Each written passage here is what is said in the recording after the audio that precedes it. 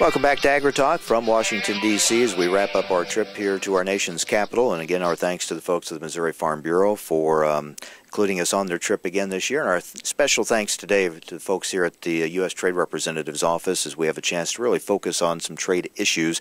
Joining us now is Tim Reif, General Counsel for the U.S. Trade Representative's office. And I want to talk about some enforcement action on some of the things we have talked about on our program today. Tim, thank you for joining us. First of all, a story we just got that an ad hoc coalition of 40 food and ag groups led by the National Pork Producers Council, in a letter sent today to the administration and Congress, expressed concern that a proposed free trade agreement between the United States and the European Union could fall short of long-established U.S. objectives for trade pacts. Any reaction to that?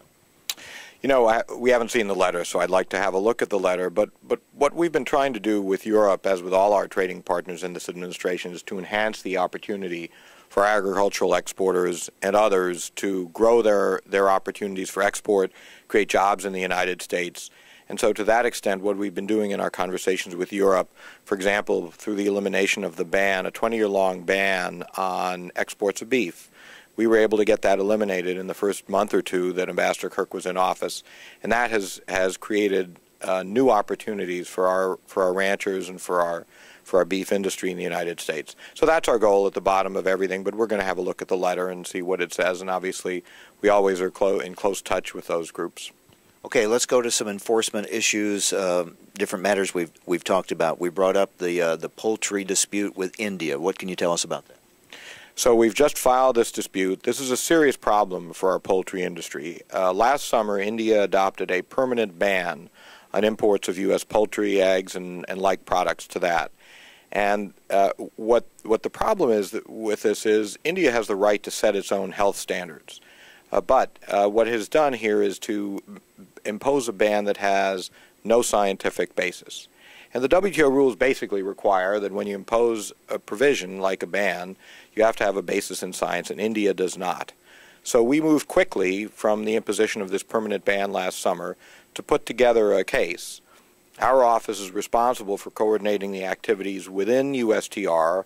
I know you've already spoken to Ambassador Kirk, Ambassador Siddiqui, their offices, and also with the Department of Agriculture and others have worked very closely with us on this so that we could file in record time this what's called a request for consultations.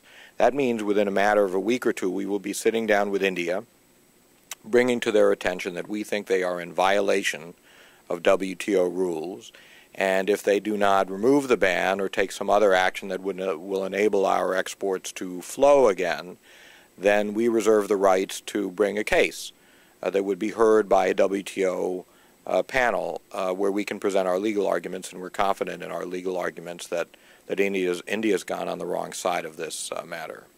So this flows both ways. We talk about enforcement, and some countries we're saying we think they're breaking the rules, and in some cases, like on the cool issue, Canada and Mexico are saying they think we're breaking the rules. So it's a matter of either enforcing when we think someone's doing something wrong, or appealing or defending ourselves if someone says we're doing something wrong. That's right. Our office does both of those things. And in Cool, we were very pleased that the panel affirmed our right to ensure that there was a labeling, the ability to label products for consumer information. There are other parts of the case that indicated the exact way that we had gone about doing that was of concern to the panel. That case now we have the opportunity to appeal it, actually this week. We'll be making that announcement on Friday, but in the meantime, defending the statute and the regulations that the U.S. Department of Agriculture has promulgated. Now, is that an all or nothing? I mean, is that a process of either it can stay the way it is or it can't, or could it be you can keep it but you just have to make some changes in it? Well, that's right. Where we're standing right now, what the panel told us was we have the right to require labeling in this situation. They just said that the way that we had gone about doing it didn't fully meet all of the requirements of the WTO. Now, we're appealing that finding, or we'll be announcing whether we're going to appeal it on Friday, but it'll be the decision of the appellate body, this review body, this juridical review body in Geneva, when they come out with their decision in a couple of months, that will let us know legally where we stand. And it could be anything from a complete victory to to a partial or otherwise. Any more on the ractopamine issue with Taiwan as far as working through that? Well, we're in conversations with Taiwan about that, and will continue to be. It's obviously a point of significant concern, and it gives me the opportunity to say what we try to do in enforcement is not always bring lawsuits or have lawsuits brought against us, but through a variety of means try to resolve these problems. Because really what our farmers and our ranchers are interested in is results. And one of the first things that this administration did, that Ambassador Kirk did when he came into office, was to create a mechanism that'll come out at the end of every March where we announce all of the different problems that we are having and the solutions that we've created with agricultural barriers in this area called SPS, the sanitary and phytosanitary barriers that have become really the largest obstacle to our agricultural exports. Can we explain? I've got a feeling people hear us use those terms a lot, sanitary and phytosanitary. Could you just give us definitions for that so people understand what we're talking about? Yeah, for sure. Thank you for asking that. I mean, in simple terms, it's food safety. It's the measures that governments apply, ours do it, and others do it as well, to make sure that the food that comes into our country is safe for people to consume. And that's great, and we have the right to do that, so long as it's based on science. And so what Ambassador Kirk did as soon as he came into office was he foresaw that this was an enormous challenge for our farmers. And so every March, at the end of March, we're going to do it in a couple of weeks again, we're going to issue an extensive report that details exactly where we have worked with our trading partners to eliminate these problems without dispute settlement, by simply through the kind of conversations that Ambassador Kirk, Ambassador Siddiqui, other officials of the U.S. government can resolve these problems, and where trade can flow quickly. Dispute settlement is very important. Our trading partners need to understand that if they don't follow the rules, we will back it up with legal cases when necessary. But we also try to use these other tools that can be faster at achieving results. These things can take a long time, and some of these, I guess, you do get resolved, and we wouldn't hear about it because it didn't go to a lawsuit or a dispute settlement.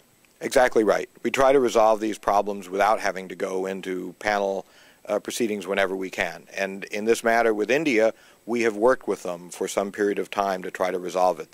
This avian influenza issue that we have with them, where we've just indicated we're going to go into consultations.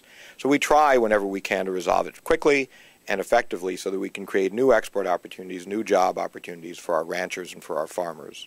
So I mean, there is recourse. Sometimes people think, we get into these deals and we're, do we have any recourse? But we do. There is the dispute process to go through. There is a dispute, and it's very important that we have that as a last resort that we can use. The Korean agreement, the KORUS, as it's known, the trade agreement that we just brought into effect last Thursday with South Korea, is an enormously important step for our agricultural community.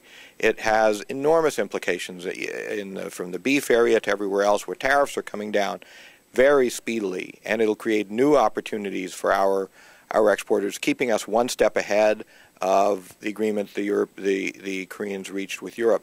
So we use a variety of tools to try to create and enhance these market opportunities. Tim, thank you for your time. Thank you for having me. Tim Reif, General Counsel for the Office of U.S. Trade Representative. Thanks again to the USTR folks for their great hospitality. Hope you've enjoyed our reports this week from Washington, D.C. on AgriTalk.